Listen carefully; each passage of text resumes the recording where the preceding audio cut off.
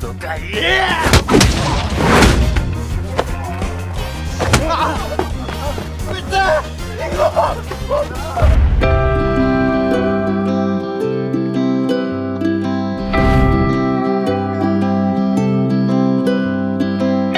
teman-teman Storynema, udah boker? Seperti biasa buat yang baru gabung di sini selamat karena kalian hidup. Kali ini Nema mau nyeritain dorama Jepangan lagi nih men. Dorama requestan Balsummer ini judulnya Nanba MG5. Dan karena banyak episode, Nema sama Caseto bakal jadiin beberapa part dan linknya bisa kalian cek di kolom deskripsi ya men. Buat Balsummer yang requestannya belum diturutin, sing sabar ya men, permen. Oke, langsung aja lah ya. Tarik nafas dalam-dalam dan bumper dulu.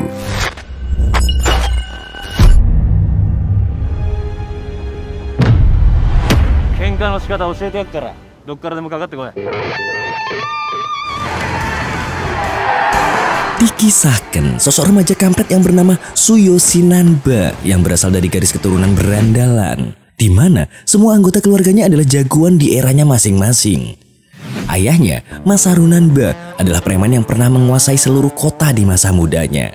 Sedangkan ibunya dulu adalah ketua geng motor wanita terkuat di seluruh prefektur Chiba.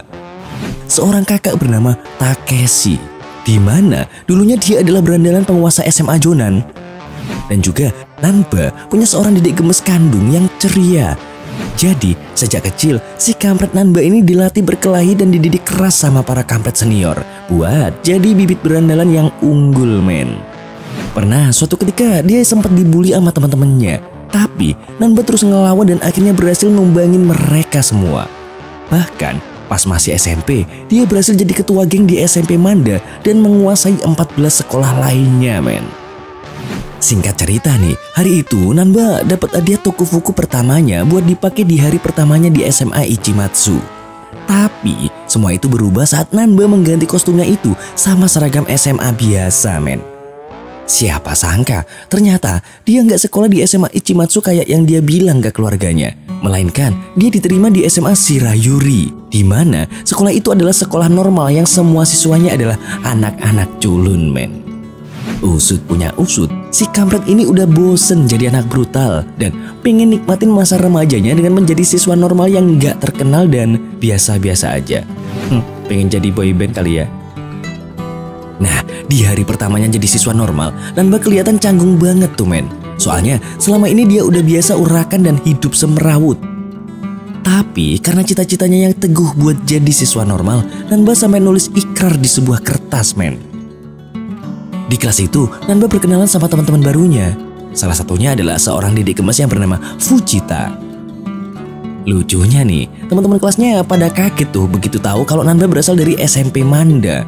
Mereka ngerasa iba aja tuh sama Nanba yang culun gitu. Pasti dia dulu disiksa sama anak-anak SMP Manda yang lain. Hingga denger itu, Nanba malah merendah dan nggak cerita kalau sebenarnya dialah penguasa SMP Manda saat itu. Gak lama, bel istirahat pun berbunyi. Pas keluar dari kelas, kok Nanba gak sengaja nyenggol cowok sok berandalan yang bernama Shimazaki men. Tanpa sadar, jiwa beringas Nanba meronta-ronta tuh. Tapi karena gak pengen identitasnya ketahuan di depan murid lainnya, dia pun totalitas tanpa batas. Pada akhirnya mereka berdua pun pergi ke atap sekolah terus kenalan gitu men. Di sini Shimazaki bercerita kalau dirinya adalah fans berat dari Takeshi, kakak Nanba. Tapi dia nggak tahu aja tuh kalau cowok culun di depannya itu adalah adik dari idolanya. Sepulang sekolah, Shimazaki dihadang dan dibully sama siswa-siswa Ichimatsu nih men. Ngeliat itu, tentu aja Nanba pengen ngebantu Shimazaki. Tapi di sisi lain dia juga nggak mau kalau identitasnya kebongkar. Akhirnya dia nyuruh murid-murid yang lewat buat minta bantuan ke para guru. Lah kok dicuekin karena mereka takut berurusan sama anak Ichimatsu. Atas dasar itulah Nanba yang gak punya pilihan lain akhirnya pakai tokufukunya lagi dan langsung nyamperin Shimazaki yang lagi disiksa para pegundal Ichimatsu. Dan pergebukan pun dimulai.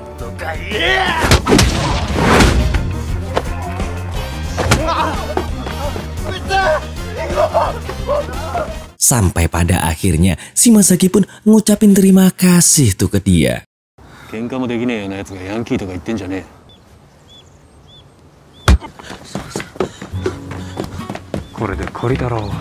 Sesampainya di rumah, keluarga barbarnya nanyain pengalaman pertama Nanba di sekolah dengan penuh adrenalin. Dan dengan penuh wibawa, Nanba cerita kalau dia berhasil bikin bonyok 3 siswa Ichimatsu. Padahal yang dia ceritakan itu kejadian di mana dia sedang menolong si Masaki dalam mode menyamar. Dan gak ada sedikit pun niatan Nanba buat jadi penguasa Ichimatsu. Namun faktanya, keluarga barbarnya itu malah menganggap Nanba udah berada di jalur yang tepat buat jadi penguasa SMA Ichimatsu, men. Keesokan harinya, Nanba dan Fujita mau daftar jadi anggota klub seni di sekolah nih ceritanya. Di ujian penerimaan itu, Nanba berhasil lulus dengan hasil lukisan yang sangat bagus. Di sisi lain, Fujita juga dilulusin, men. Padahal hasil lukisannya semrawut kayak tambang Nema. Ternyata alasannya simple, men. Cuman karena sang ketua klub seni pengen punya anggota cewek. Singkat cerita, pas pulang sekolah, si Masaki lagi-lagi disamperin begundal Ichimatsu, men.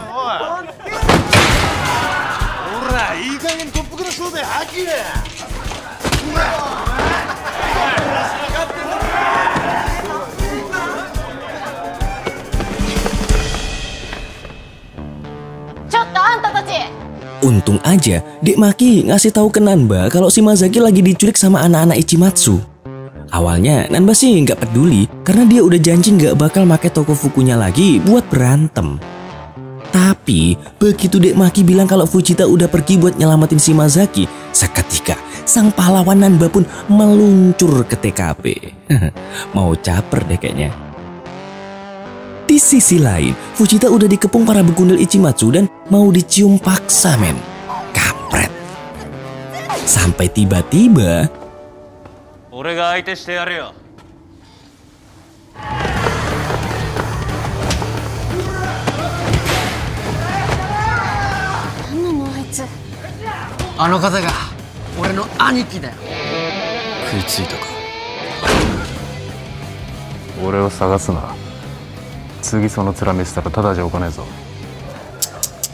enteng amat, kayak ngelawan bocil.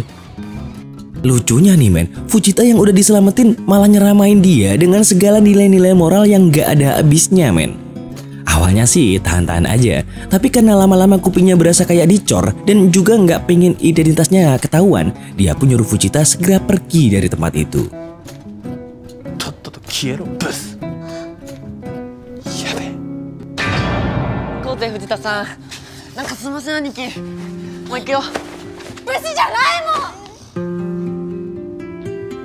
Sesaat kemudian muncul seorang siswa yang cukup norak bernama Godai, di mana dia adalah murid kelas 1 terkuat di Ichimatsu. Dan ternyata dia udah ada di situ sedari tadi dan gak ada urusan apapun sama kelakuan para begundal Ichimatsu tadi.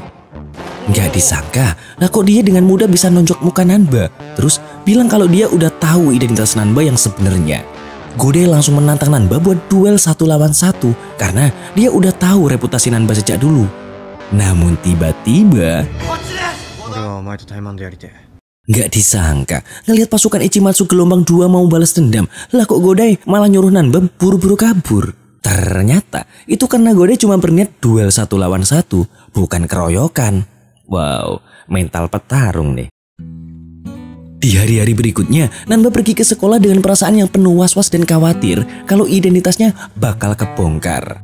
Sampai suatu ketika, anjing Nanba yang bernama Matsu mengikuti majikannya berangkat ke sekolah. Di sini, si anjing akhirnya mengetahui kebohongan Nanba yang selalu ganti seragam normal dan juga ternyata bukan sekolah di Ichimatsu tapi di Shirayuri. Seketika, Matsu pun segera berlari pulang buat ngabarin para juraganya. Tapi yang namanya anjing ya tetap aja anjing ya kan. Jadi yang keluar dari mulutnya anjing ya cuman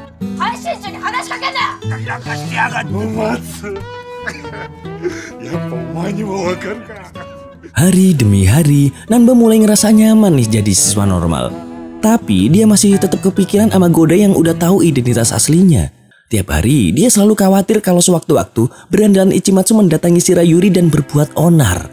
Hingga terbesitlah sebuah tekad. kalau dia berencana mengakhiri hari-hari normalnya dan akan kembali ke jati dirinya sebagai seorang Yankee biar gak membahayakan Fujita dan yang lainnya. Di tempat lain, Godai lagi diinterogasi sama senior-seniornya. Kelihatannya sih mereka gak suka sama kelakuan Godai yang selalu menghindar dan menyendiri. Sampai tiba-tiba tentu aja semua orang pun gak ada yang kenal. Soalnya tanpa Tokofukunya, Nanba cuma kelihatan kayak siswa normal pada umumnya. Culun.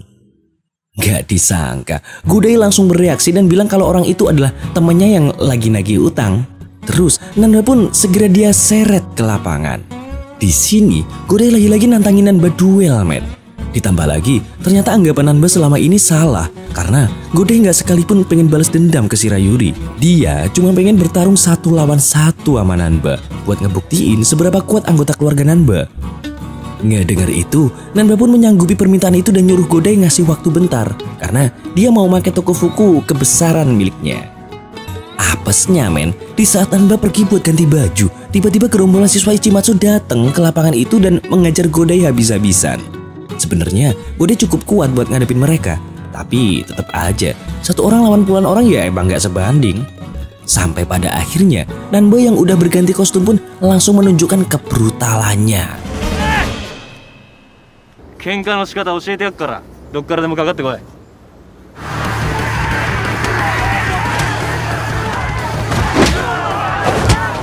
Nan no toku mo nee no.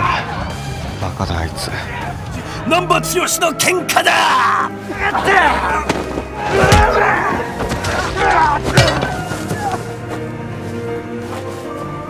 Omeee de saigo da na.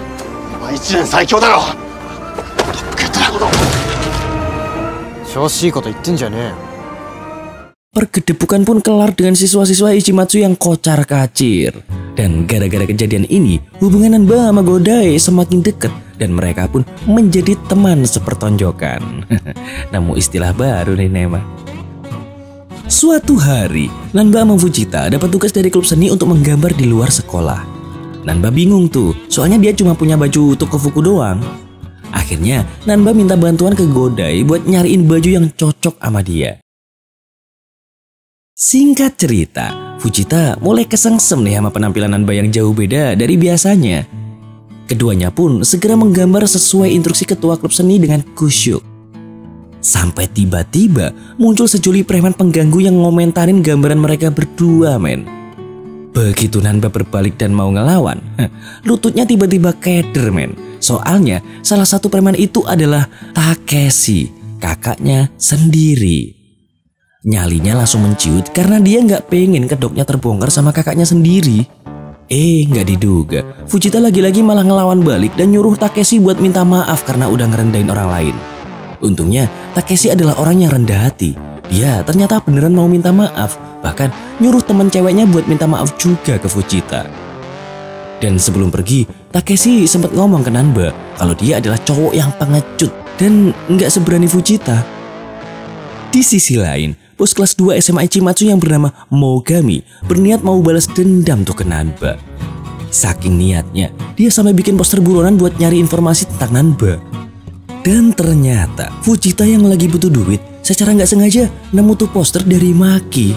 Wah, cepu nggak ya?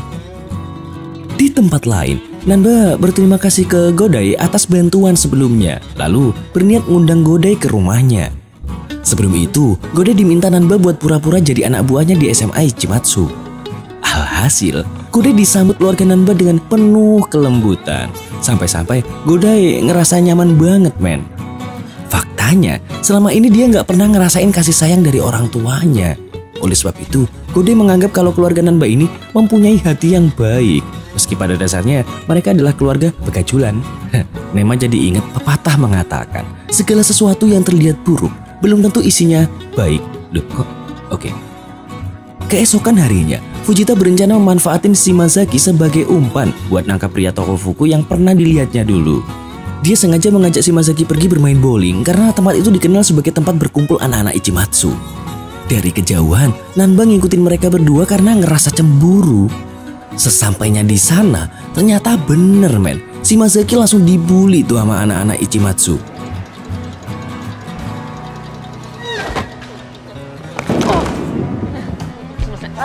ち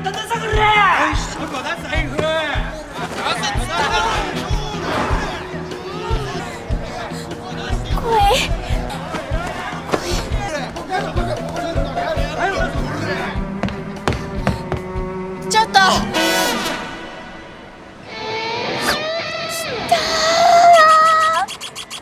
Tanpa pikir panjang, Fujita langsung nelpon ke nomor yang tertera di poster buronan Nanba.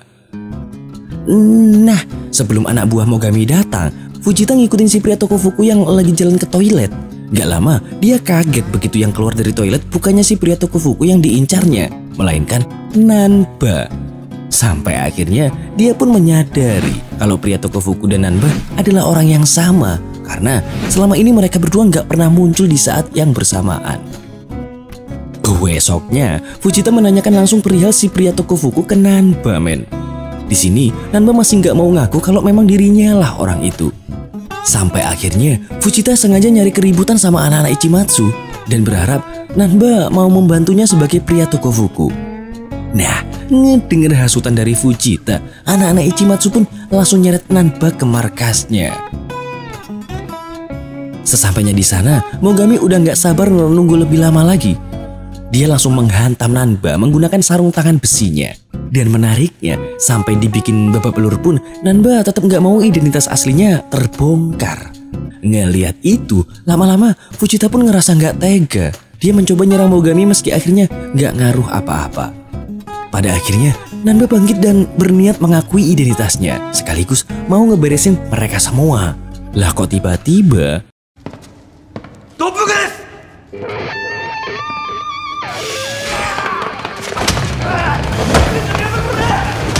探そうどもがどっからでもかかってこいや。なんで？だって。Usut punya usut, ternyata itu adalah Godai yang lagi nyamar. Dia pengen ngebantu Nanba buat nutupin jati dirinya. Awalnya sih dia masih bisa ngimbangin anak buah Mogami, tapi dia nggak berkutik lagi begitu ngelawan Mogami sendiri, men.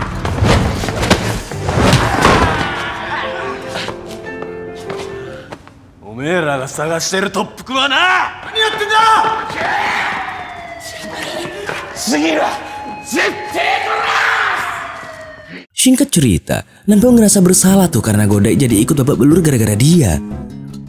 Saat itu, Godai memperingatkan Nanba kalau Mogami adalah lawan yang gak bisa dianggap remeh. Di sisi lain, Fujita menemui si pemasang poster buronan dan berniat meminta maaf.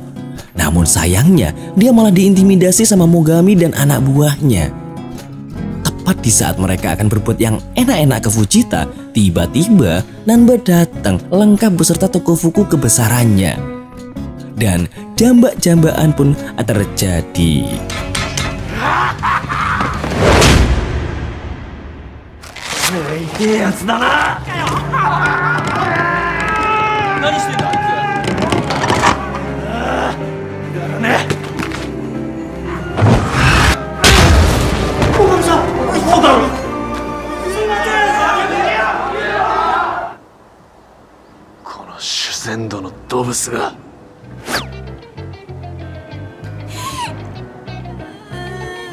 Aduh, nggak peka banget sama cewek.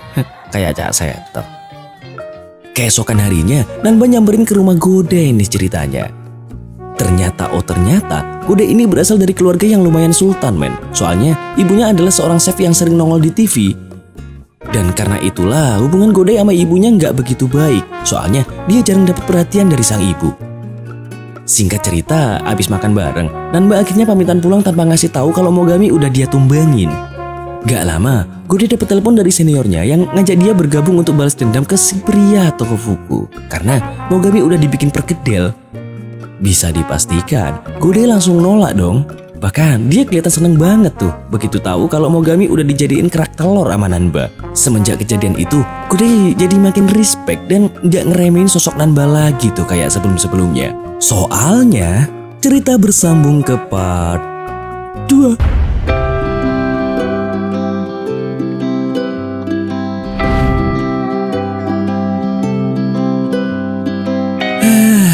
Nema heran, kenapa ya? Semua film Jepang kalau pas mau gelut mesti teriak-teriak dulu. Kurang piknik apa ya? Tapi ya sudahlah, tungguin part selanjutnya ya, men, permen. Oke, seperti biasa buat para jomblo, segera temukan jodohmu karena daging yang terbelah rasanya lebih nikmat daripada telapak tanganmu. Dan kalau ada yang request film untuk diulas, bisa kalian tulis di komentar ya. Bye.